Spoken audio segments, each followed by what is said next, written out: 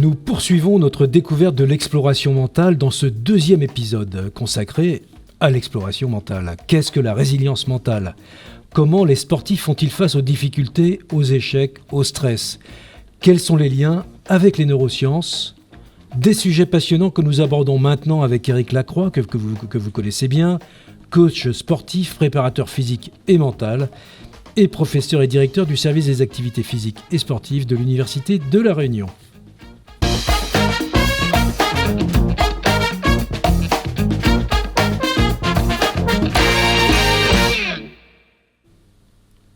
Et nous retrouvons donc Éric Lacroix pour cette série sur l'exploration mentale et nous allons nous intéresser à la résilience mentale et au coping. Alors des termes qui peut-être ne vous parlent pas mais que nous allons explorer, expliquer et ça n'aura plus de secret pour vous à l'issue de cette émission. Bonjour Éric Lacroix. Bonjour Christophe. Alors très heureux de vous retrouver encore pour un deuxième épisode pour cette nouvelle série que vous proposez sur l'exploration mentale, après avoir proposé toute une série sur l'exploration corporelle. Donc n'hésitez pas à aller voir cette première série et nous allons donc rentrer maintenant en profondeur dans ces questions de l'exploration mentale avec un deuxième épisode, comme on l'a dit, qui est consacré à la résilience mentale et au coping. Alors, qu'est-ce qu'on peut dire sur ces questions et comment les sportifs surmontent-ils, d'une certaine façon, les échecs et les défis ? On parle de résilience, là, notamment, si on prend les travaux de Boris Cyrulnik, évidemment. Alors, la résilience, normalement, c'est un matériau qui est déformé, qui revient à l'initial. Donc, c'est vrai que cette définition de résilience, on pourrait en parler. C'est un sujet à discussion parce que finalement, est-ce que quand on a un traumatisme ou un échec, on subit un échec sportif ou finalement une épreuve très difficile, on revient à l'initial ? C'est peut-être un peu moins sûr, sauf que ce mot de résilience, il a été beaucoup utilisé, notamment par Boris Cyrulnik, il a fait énormément de livres sur le sujet. On l'a repris aussi dans la pratique sportive parce qu'on s'est dit que c'était un concept intéressant, notamment quand on est sportif, sur la capacité finalement à se relever, vous voyez, et à se reconstruire après une sorte de traumatisme, une expérience difficile. On le retrouve dans le sport. C'est-à-dire que l'athlète va essayer de faire une performance, va tenter finalement de battre un record, de finalement être la meilleure version de lui-même à un moment donné, mais il va se retrouver confronté finalement à des épreuves, puisqu'on est quand même dans de la compétition. Et on n'est pas dans de la performance, on est parfois aussi dans la contingence. Et la contingence amène cette possibilité justement de traumatisme, d'épreuves, etc. Donc, la résilience, c'est cette capacité justement à pouvoir revenir et se dire « Oh, c'est pas grave, allez, j'y retourne, je retourne et je me remets à travailler, je me remets à faire mes gammes, à refaire finalement pas mal d'apprentissage dans ma pratique sportive pour essayer justement d'être le plus performant possible. » Alors, cette question de la résilience, elle est vraie au niveau de l'individu, mais vous, dans le sport, vous avez aussi des sports collectifs. Est-ce qu'on retrouve aussi ces mécanismes de résilience sur un groupe, par exemple ? Tout à fait. Après, c'est plus complexe sur le côté du collectif, parce que vous voyez que dans les étapes de la résilience mentale, comme je vous l'évoque, c'est-à-dire que la première étape, c'est quand même accepter cette notion d'acceptation qu'on reverra aussi dans cette version du mindfulness, notamment l'état de conscience modifié, c'est l'acceptation de la réalité. Il faut que l'équipe puisse accepter cette réalité. C'est-à-dire qu'à un moment donné, il faut qu'un bon coach, un coach sportif, un coach mental, puisse reconnaître finalement la gravité de la situation, mais faire face à la réalité aussi du traumatisme, c'est-à-dire l'accepter, dire « Ok, on n'a pas été bon, par exemple, on y va ». Mais il faut quand même que derrière, on puisse trouver du soutien. C'est-à-dire, il faut qu'il y ait des paroles réconfortantes, s'appuyer. Là, le collectif, faut qu'il soit vraiment soudé. Et notamment, là, on voit bien, ça peut être trouver un soutien au niveau individuel sur des professionnels de la santé mentale ou des groupes de soutien pour justement traverser ce processus de résilience. Mais trouver ce soutien, c'est fondamental. La troisième étape, c'est, on parlait de connexion neuronale et de route neuronale nouvelle, c'est de vouloir changer de perspective. Sinon, on va être dans l'autoroute neuronale, on revient sur la causerie numéro 1 qu'on avait. Là, il faut changer de perspective pour après se reconstruire et finalement de développer éventuellement de nouvelles compétences. Donc, que ce soit d'un point de vue individuel ou du point de vue de l'équipe, tout est possible au niveau de la résilience. Alors tout le travail justement du coach sportif, du préparateur mental, ça va être d'abord de bien connaître ces étapes-là et d'avoir les clés qui vont permettre de passer d'une étape à une autre pour justement reconstruire ces nouveaux circuits, ces nouvelles routes neuronales. Oui, c'est important ce que vous évoquez parce que souvent, on l'évoquait dans la causerie numéro 1, on peut avoir une tendance à être très prescriptif. Que ce soit coach sportif ou coach mental, de trouver tout de suite la solution et dire voilà, ça va pas, c'est à cause de ça. Sauf qu'on voit bien que ça peut être beaucoup plus compliqué, plus complexe, et notamment sur la troisième étape, de changer de perspective. C'est aussi ces notions de troisième et quatrième étape qui vont être fondamentales pour changer et d'avoir une autre vision. Et là, le coach mental, il a vraiment son importance. Il a vraiment son importance. Alors les traumatismes, on a parlé de collectif. Prenons un exemple, par exemple. Vous savez, j'aime beaucoup les arts martiaux, les sports on va dire de combat. Dans un grand champion, par exemple, on en a reçu sur ce plateau récemment. Nous avions, par exemple, Kamel Jamel, récemment 11 fois champion du monde. Quand une personne comme ça, champion du monde, se retrouve du jour au lendemain vaincu sur un combat, comment est-ce qu'il peut faire ce chemin de résilience, on va dire ? Là, on va parler aussi de vulnérabilité de personnes aussi, c'est-à-dire que si elle n'a pas vécu l'échec auparavant, ça peut être très difficile. Si elle s'est construite sur des échecs ou finalement elle a eu des drivers étant jeune en lui disant qu'on pouvait aussi échouer, que c'était une possibilité qu'on fasse des erreurs, qu'on ait des échecs, eh bien, elle aura une autre façon de concevoir la chose. Mais c'est vrai qu'un sportif qui a toujours vécu vraiment dans les grandes victoires et qui n'a jamais vécu vraiment d'échecs, à un moment donné, s'il se retrouve confronté à une somme d'échecs, ça peut être très, très traumatisant. Et là, on va vraiment voir justement le versant de cette résilience. Et on voit bien que certains sportifs de haut niveau craquent aussi, on voit sur des carrières, des fins de carrière aussi, où ils ont été adulés, où ils ont été vraiment mis sur le haut du panthéon sportif. Et on peut voir que parfois ça dégringole, ça bascule et que la résilience n'est pas du tout adaptée. Et qu'il va falloir vraiment reconstruire. Alors justement, en tant que préparateur mental, enfin coach, accompagnant, bon, d'abord, est-ce que vous avez assisté à ce genre de mécanisme avec les athlètes que vous entraînez ? Et comment est-ce qu'on prépare la sortie pour un athlète de haut niveau ? La sortie, c'est une petite mort, en fait, quelque part, comme on dit, parce qu'on vit tellement de belles choses quand on est sportif de bon niveau ou de haut niveau.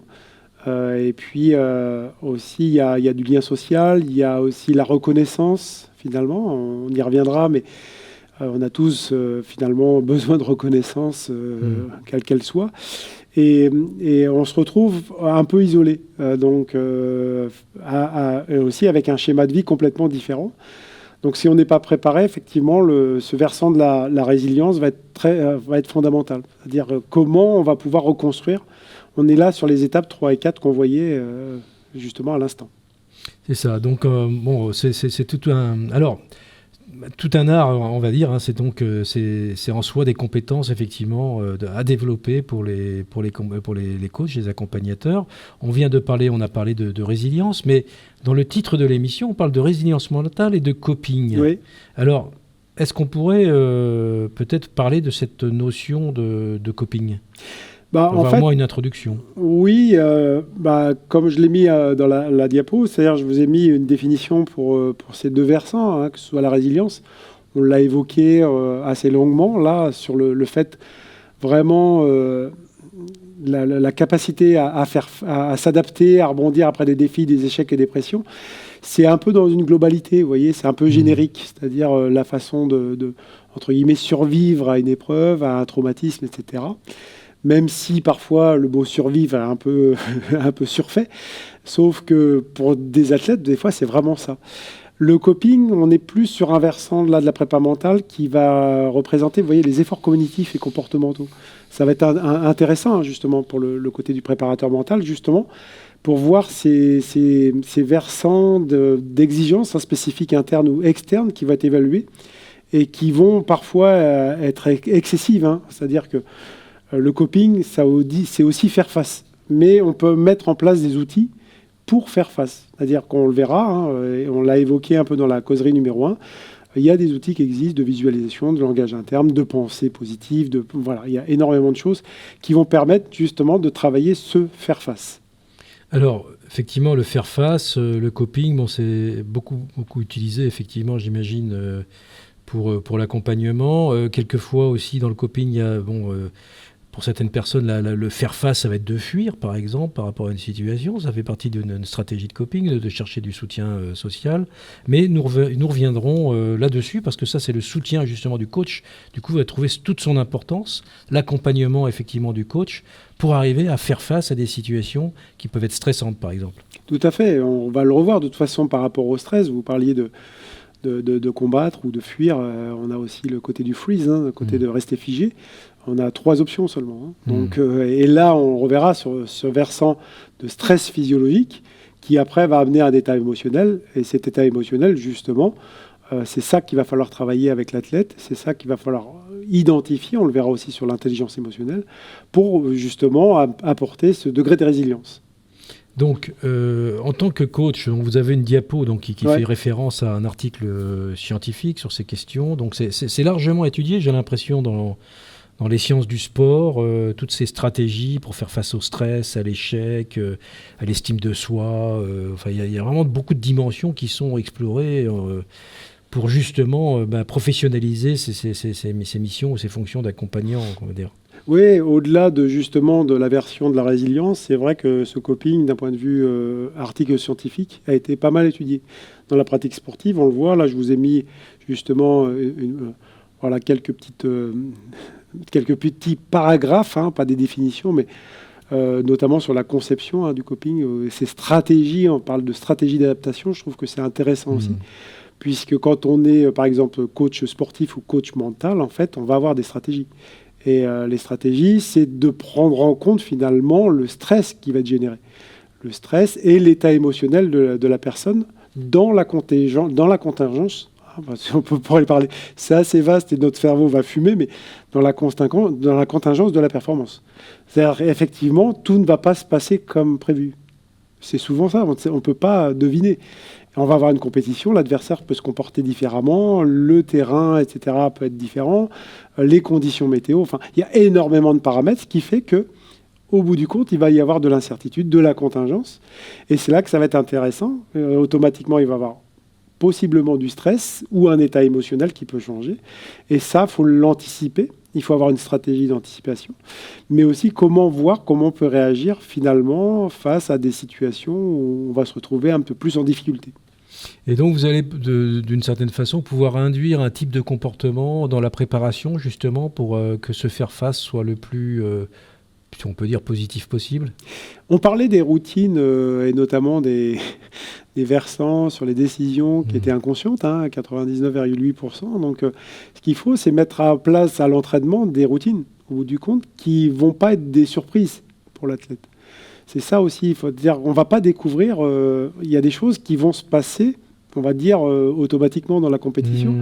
Et il y aura peut-être des petites notions nouvelles qui vont arriver et sur lesquelles on pourra avoir des similitudes, finalement, de stress. C'est là où c'est intéressant, le sportif. Il doit mettre en place pas mal de routines pour, justement, s'adapter à la situation, s'adapter à la contingence de la compétition. Alors, on a vu de ces 2 grandes notions que sont la résilience et le coping, et c'est votre dada, nous allons retourner vers le cerveau, nous allons voir un petit peu comment cela fonctionne et comment nous sommes câblés pour survivre.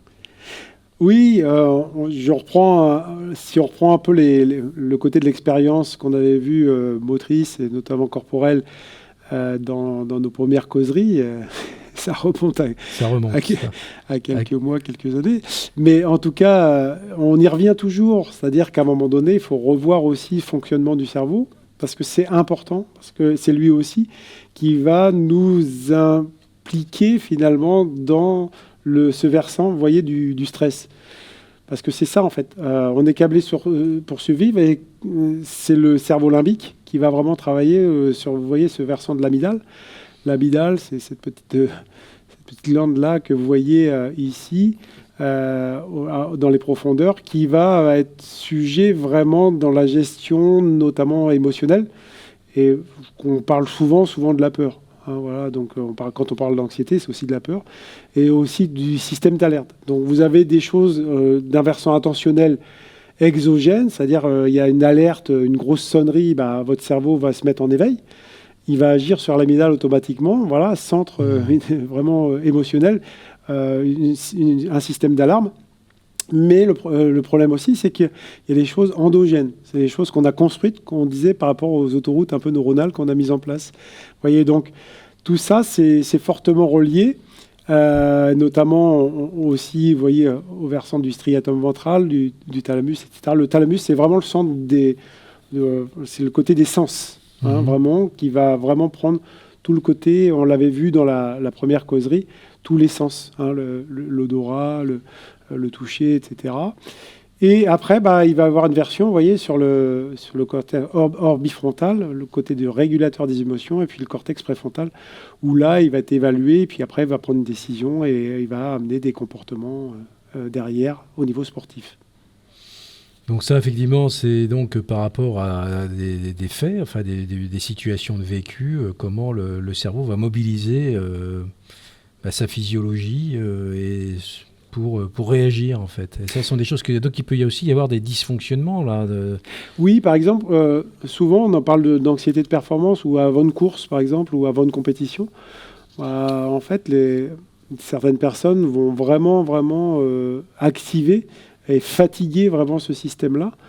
On le voit bien, ils vont aller plusieurs fois aux toilettes, ils vont mal dormir, parce que c'est suractivé. Donc, à un moment donné, c'est de comprendre que là, il faut réguler pour qu'il y ait une possibilité entre le versant de l'amygdale, comprendre que c'est l'amygdale, qu'à un moment donné, le cortex préfrontal, par la pensée, par la respiration, par pas mal de choses qu'on verra, va amener à aligner en fait tout ça. Parce que c'est pas aligné, c'est-à-dire que vraiment l'amygdale prend le dessus. Et au bout du compte, vous met un système d'alerte en permanence dont vous n'avez plus le contrôle. Un système d'alerte qui peut être excessif et donc qui vous paralyse en fait, en réalité. Oui, on ne fait plus rien. En fait, ça va agir sur les surrénales, ça va agir sur le cortisol, ça va agir sur le versant du cerveau, rappelez-vous, qui est aversif. On a un côté attractif, donc il faut tendre plutôt vers ce côté attractif. Sinon, on est sur le côté de la noradrénaline qui bloque le cerveau et le cortisol, le taux de cortisol qui va monter fortement, qui est bien parce qu'il va donner de l'énergie, mais en même temps qui peut être un peu délétère. Alors justement, donc on revient vers les neurosciences et donc il y a des mécanismes effectivement qui sont mis en œuvre et notamment par rapport aux mécanismes de stress. Oui, en fait, là, on revient rapidement sur ces versions des stresseurs et notamment, vous voyez, sur ce versant de l'amygdale qu'on voit bien, qui est la gestion des émotions. Et on en parlait à l'instant, quand on parlait, par exemple, de cette anxiété de performance qui va finalement faire un focus et un énorme signal. Et vraiment travailler fortement, vous voyez, le côté de la CTH, etc., la glande surrénale qui va travailler les catécholamines et qui va prendre le dessus par rapport au fait que on peut être zen aussi. Si on travaille un petit peu là-dessus, sur le versant du nerf vague, on en avait parlé, si on a une bonne respiration, on va agir dessus et le nerf vague va dire « Ok, tout va bien, il n'y a pas besoin de s'affoler ». Donc, vous voyez, le côté de la respiration qu'on parlait comme un super pouvoir, là, il a son importance. C'est pour ça que, en tant que préparateur mental, on le verra, la respiration est fondamentale. Et la respiration a un premier outil pour permettre justement à contrôler un peu cette anxiété, cette peur et cette gestion du stress. Alors, en tant que coach sportif, vous avez, j'imagine, des publics différents, du sportif de haut niveau et aussi des publics, je sais que vous enseignez, notamment pour le sport à l'université. Vous attachez une grande importance à l'activité physique pour le bien-être en général, y compris dans l'activité professionnelle. Donc comment est-ce que vous abordez ces mécanismes pour aller avec des personnes qui ne sont pas donc des sportifs de haut niveau? Comment est-ce que vous abordez ces mécanismes-là pour arriver à leur permettre de réguler leurs émotions, par exemple, ou de faire face au stress? Le stress, c'est déjà d'expliquer, d'essayer de faire comprendre aux personnes ce que c'est. Souvent, on n'a pas cette notion, donc on n'a pas la conscience finalement. On revient un peu à cette histoire de conscience, de prendre conscience finalement des choses et de comprendre. Et comprendre que le stress, c'est un phénomène physiologique qui est tout à fait normal, qui nous arrive tous, qui nous permet de survivre. Et qu'après, en fait, ce stress, une fois qu'il est passé, on doit retomber dans un état émotionnel. C'est-à-dire, si vous avez un état de stress très fort, vous vivez vraiment une attaque de meute de chiens ou vous faites une embardée en voiture, vous allez avoir une montée de stress qui est normale. C'est-à-dire que là, le système d'alerte, il est énorme, l'amygdale prend parce que vous êtes dans la survie, vous devez survivre. Mais après, si hop, ça revient à la normale, en fait, le stress doit descendre et l'état émotionnel de la peur doit s'estomper. Sauf que souvent, ça perdure. Et c'est l'état émotionnel, en fait, qui va de la peur, par exemple, ou de l'anxiété, qui va continuer derrière, voyez, et instaurer finalement une fatigue et une version aversive, voilà, une fatigue du système des surrénales, etc. Et au même temps, du côté du cerveau, cette autoroute neuronale, on la contrôle plus, elle est toujours présente et très très forte, et elle revient en permanence. Donc ça, on peut, à travers justement le coaching, créer de nouveaux chemins, de nouvelles routes qui vont permettre de contourner et d'atténuer ces mécanismes et ces routines qui se sont ancrées en fait. C'est ça, souvent les personnes disent, vous parlez pas forcément de sportifs, de personnes, mais qui ne comprennent pas, en fait, ils pensent qu'ils sont les seuls un peu à vivre ça. Je suis hypersensible, etc. Non, c'est pas de la sensibilité, ça peut être aussi du stress physiologique au départ, parce qu'on est tous confrontés à ça. Donc il faut reprendre un petit peu ces éléments et revoir si c'est vraiment le stress physiologique ou c'est l'état émotionnel, en fait. Et à partir de là, on va pouvoir générer justement des petits outils, comme on évoquait, sur la respiration, etc. Donc vous avez, j'imagine, dans vos bagages de nombreux outils à proposer aux personnes qui souhaitent changer de comportement, on peut dire, dans certains cas, ou améliorer leur performance. Alors justement, la gestion du stress, revenons-en dans le sport, comment gérer son stress pour mieux maîtriser sa performance. Alors comment est-ce que ça se passe? Là, on a une diapo qui l'explique bien. Oui, en fait, vous voyez bien que c'est gérer son stress, on reviendra à gérer ses émotions, ce qui est un petit peu faux. Parce qu'on dit, gère tes émotions. Non, c'est d'abord peut-être gérer son stress. C'est-à-dire, gérer son stress, c'est un stress physiologique ou son état émotionnel. C'est ça. C'est-à-dire la continuité du stress, en fait, pour mieux maîtriser sa performance, c'est-à-dire comment, dans quel état je vais perdurer ou pas, ou quand il va m'arriver quelque chose dans la course, ou dans l'événement, ou dans l'événement sportif. Voilà. Il y a une petite phrase qui est intéressante, notamment c'est Sapolsky, 2004, ça date un petit peu, une vingtaine d'années, mais pourquoi les zèbres n'ont pas d'ulcère? Vous voyez, c'est vraiment le titre du livre. Et en fait, quand vous regardez un zèbre qui va se faire attaquer par un fauve, on voit bien qu'à un moment donné, il va être dans un état de stress très très violent, c'est-à-dire qu'il va être poursuivi. On imagine que le lion n'arrive pas à l'avoir. Il va se retrouver, il pourrait très bien vivre encore un état émotionnel. On voit bien, le zèbre derrière, il va brouter tranquillement et il a complètement oublié. Donc il ne va pas avoir d'ulcère. Alors que nous, on est sujet quand même à perdurer un petit peu dans ce stress souvent. C'est-à-dire on continue dans l'état émotionnel, ce qui fait que parfois dans le sport, on le verra dans le mindfulness, c'est ce qu'on appelle la rumination. Vraiment, on rumine, qu'est-ce que j'aurais dû faire, et puis j'aurais pu faire ça, et puis voilà, etc. Puis, au bout du compte, le zèbre, non, il ne se pose pas cette question-là, il continue à voter. Mais vous voyez bien que dans cette gestion du stress, dans la pratique sportive, il y a ce versant voyez, que j'ai mis, sur ce versant qui permet de voir qu'il y a des réactions physiologiques, l'état émotionnel, vous voyez, une sorte d'anxiété de performance, par exemple. Qu'est-ce qu'on fait derrière? On respire, voyez, consciemment, on fait de la visualisation, un langage interne. Ça, c'est des choses que j'ai mises, il y en a plein d'autres. Mais on pourrait avoir une sorte d'état de conscience modifié. C'est vraiment le jargon dans lequel on parle. Et en fait, vous voyez, ce feedback en permanence pourrait permettre à un moment donné de pouvoir gérer, en fait, entre guillemets, son stress et son état émotionnel. Alors, justement, pour continuer ce travail que vous faites avec les sportifs que vous accompagnez, et donc on revient sur la question du coping, en fait, En fait, il y a différents types de coping, et donc j'imagine que vous accompagnez les personnes pour qu'ils se positionnent plutôt dans un type de coping qu'un autre. Oui, alors c'est vrai que on pourrait définir là deux types, vous voyez, comme je vous le présente ici sur cette diapo. Il y a des choses qui sont basées sur faire face finalement aux problèmes qu'on pourrait avoir, ou faire face finalement sur l'émotion qu'on pourrait avoir. C'est deux choses quand même un peu différentes. On voit bien que, je vous donne un exemple, là, comme ça permet aussi d'avoir vraiment quelque chose de concret.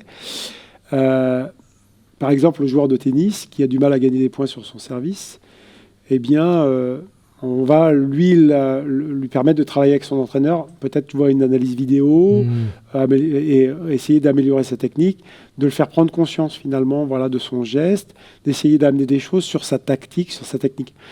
Je vous rappelle que le préparateur mental, lui, ce qu'il doit voir, c'est pas de voir le côté du roi soleil, on y reviendra, mais de tout de suite mettre la personne tout de suite dans l'excellence et de lui dire « Ah, ça y est, tu vas faire ça, tu vas être un champion, tu vas devenir ça », de se fixer l'objectif tout de suite et de le mettre. Ce qui va être important, c'est de remettre, de centraliser l'athlète, la personne, ou par exemple le joueur de tennis, sur sa technique, sur sa tactique, sur sa maîtrise, pour qu'il puisse aussi, entre guillemets, avoir une sorte de motivation intrinsèque, pour qu'il reprenne aussi un peu plaisir et de revoir aussi des choses un peu plus en détail. C'est-à-dire un préparateur mental, il doit déplier, en fait. Il doit déplier certaines choses. Il doit déplier des choses pour non pas voir d'un point de vue global, mais d'un point de vue un petit peu plus précis. Donc, par exemple, justement, le coping, c'est faire face. OK, il y a un problème là au service, donc on va déplier. Qu'est-ce qui se passe? Voilà. Et au bout du compte, on voit bien qu'une analyse vidéo ou quelque chose, finalement, dans un contexte justement particulier, peut-être qui, son service, va moins bien, dans un contexte particulier. Et on voit aussi que le type de coping peut être centré sur l'émotion. Bien sûr qu'après, peut-être que ce problème va être lié aussi à un problème émotionnel derrière. Donc, il peut y avoir aussi une réduction sur l'impact émotionnel du stress. Et là, on est vraiment dans la version aussi un peu de la résilience. C'est-à-dire qu'à un moment donné, il peut y avoir vraiment une situation de stress qui se sent nerveux, on en parlait tout à l'heure, à une grande compétition. Donc, il peut, après avoir un long débat, etc., travailler sur un langage interne. Et puis là, par exemple, il s'est avéré que d'écouter de la musique apaisante, avec des ondes certainement différentes, ou motivantes, qui vont une musique un peu plus motivante, peut générer des émotions et l'amener à se remettre dans un modèle qui lui convient. Voilà, donc soit l'aider à se détendre, soit à entre guillemets, stimuler, pour dire se mettre dans une position un peu de guerrier, etc. Tout dépend de la personne. Il y a des gens qui vont être plus orientés vers un côté calme, d'autres. C'est là la subtilité de l'entraîneur et du préparateur mental qui doit être vraiment en phase avec ce qu'a vraiment le besoin, en fait, l'athlète, le nageur, le sportif à un moment donné. Écoutez, je pense qu'on a, Éric Lacroix, balayé l'ensemble de ces notions-là et on voit que c'est effectivement très complet et que ça peut être transposé d'ailleurs à d'autres événements de la vie. Des étudiants, on est à l'université, qui préparent un examen, des personnels de l'université qui peuvent préparer un concours, par exemple. Bref, il y a plein de situations de la vie qui font que... eh bien, on peut être confronté à notre capacité à faire face et de comment on mobilise se faire face. Et on peut être accompagné là-dessus. C'est ce que vous faites en tous les cas dans le sport. Alors, je crois que, comme d'habitude, oui. vous avez l'habitude de vous souhaiter nous présenter de la lecture. Oui, alors déjà, j'ai amené, pour changer un peu, un petit roman. Que David Kinos, que je vous conseille, que j'ai vraiment dévoré, numéro 2. En fait, c'est l'histoire finalement d'un personnage qui a failli... avoir le casting d'Harry Potter, mais il a fini numéro 2. Vous imaginez même pas la déception qu'il a pu avoir. Il n'a pas été pris. En fait, c'est lui qui pouvait être pris. On lui avait même dit au départ qu'il était pris. Je ne vais pas vous spoiler tout le livre, mais en tout cas, c'est toute sa vie et tout justement ces étapes de résilience dont on parle, de faire face à ça, de ne pas être pris finalement pour des sagas qui vont être mondialement connues et sur lesquelles il aurait pu être mondialement connu. Et finalement, c'est le numéro 2. Je trouve que c'est un parcours quand même extraordinaire et c'est superbement écrit. Après, bon, un petit peu plus dans le côté, on va dire, cerveau, c'est Sébastien Boller, le dernier ouvrage de Sébastien Boller, Striatum, notamment, on en parlait sur le cerveau, si ça vous intéresse. Cette zone, vous voyez, qui notamment, lui parle beaucoup du cortex singulaire antérieur, etc., sur la zone justement du sens qu'on va donner finalement à notre pratique, etc. Parce qu'à un moment donné, on peut se retrouver dans un stress quand il n'y a pas de sens non plus à la pratique. Donc il en parle dans ce... Notamment aussi, c'est un sujet d'actualité, comment notre cerveau peut sauver la planète. Donc là, c'est un sujet quand même un peu plus vaste. Et enfin, c'est un ouvrage que j'avais déjà présenté, mais je pense qu'il est important de le représenter. Notamment, on en parlait au début, Boris Cyrulnik, avec Philippe Bourg, qui en fait un livre sur sport et résilience, qui vous permettra de voir dans cet ouvrage, finalement, un peu les définitions de ce concept de résilience. C'est plusieurs auteurs qui ont écrit dedans. Voilà. Un collectif d'auteurs. Eh bien, merci beaucoup, Éric Lacroix, pour cette émission passionnante, une fois de plus. On poursuit eh bien, la découverte au travers de cette série sur l'exploration mentale. Et ça n'est pas terminé. Ah non, on n'est qu'au début. On n'est qu'au début. Donc, eh bien, rendez-vous pour une prochaine émission. Ça sera la 3e. Et faites face aussi. Et faites face. Très bonne journée, Éric Lacroix, et à très bientôt.